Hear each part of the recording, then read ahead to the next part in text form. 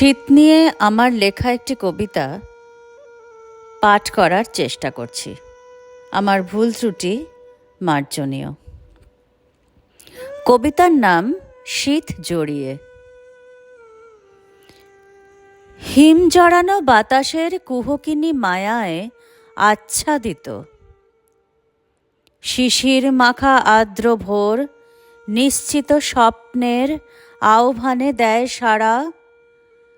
অবিরত পত্রাঞ্জলির ঝরা বেদনার ব্যাকুল বিলাপ। আসলে একরাশ প্রলেপের সাক্ষী হয়েই বেঁচে থাকে শীত।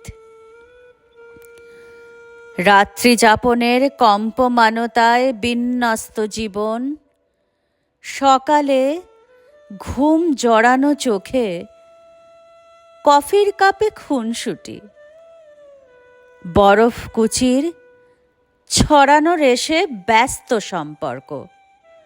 আসলে একরাশ প্রলেপের সাক্ষী হয়ে বেঁচে থাকে শীত।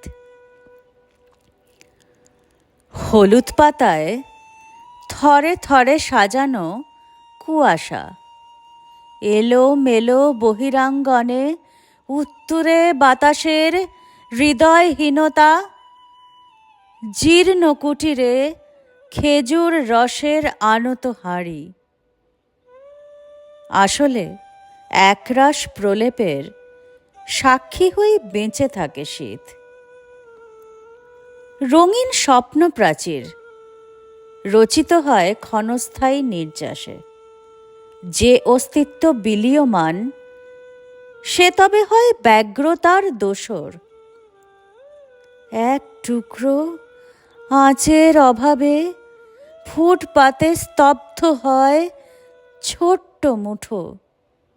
আসলে একরাশ প্রলেপের সাক্ষী হয়ে বেঁচে থাকে শীত। বেদনা তো দুরন্ত, অস্থির, খোঁজে আশ্রয়। ন্যাড়া গাছের মগ ডালে দীর্ঘশ্বাস করে বপন। অনুসন্ধিৎসু মননে প্রস্ফুটিত ডালিয়া চন্দ্রমল্লিকা। আসলে এক রাশ প্রলেপের সাক্ষী হয়েই বেঁচে থাকে শীত।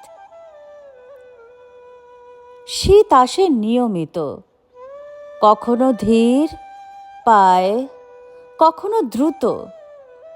শীত আসে আবোল তাবোল হয়ে, শীত আসে সহজ প্রক্ষেপে।